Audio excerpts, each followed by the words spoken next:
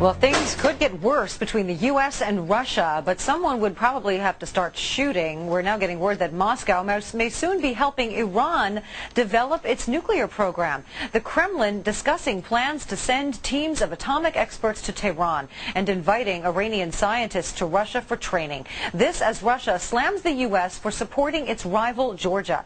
Peter Brooks is a former Pentagon official. Thank you for being with us. Well, Russia is in the process of selling anti-aircraft systems to Iran, and the New York Sun says this has potential to make any future bombing of Iran's nuclear facilities a riskier proposition for both Israel and America. As we've said, Russia already helping Iran with nukes. How serious is this? Well, it's very serious. I mean, one of the ways that Russia might try to strike back at us over Georgia is by increasing its cooperation with Iran. Patty Ann, as you know, they're already building Iran's first nuclear reactor, which will support Iran's nuclear weapons aspirations. They've also provided fuel for this reactor. The reactor may be up and running by the end of this year. They're providing them weapons. They're also providing weapons to Syria. They may also help Iran with its ballistic missile program, which is of concern to us because Iran right now is involved in an intercontinental ballistic missile program, which would allow them, if they develop nuclear weapons, to put one of those weapons on top of a missile and reach out and touch the United States. Boy, you know, Russia and Iran haven't always been friends, so isn't it risky for Russia to provide this rogue nation with nukes?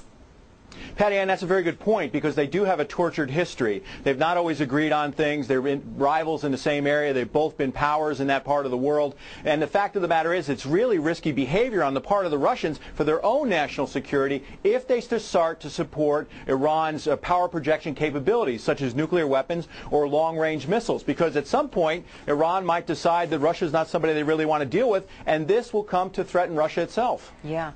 Meanwhile, the Russian Navy deploying ships to the Caribbean for joint naval exercises with Venezuela, and Venezuela's President Hugo Chavez says, go ahead and squeal, Yankees. Is this a provocation to the U.S.?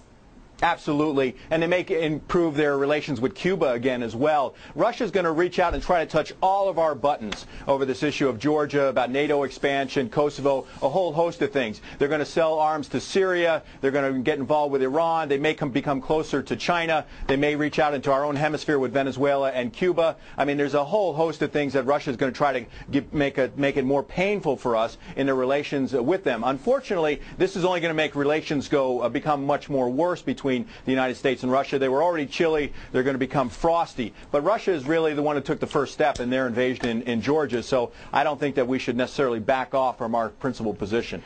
Does this Venezuela issue bring up Monroe Doctrine issues?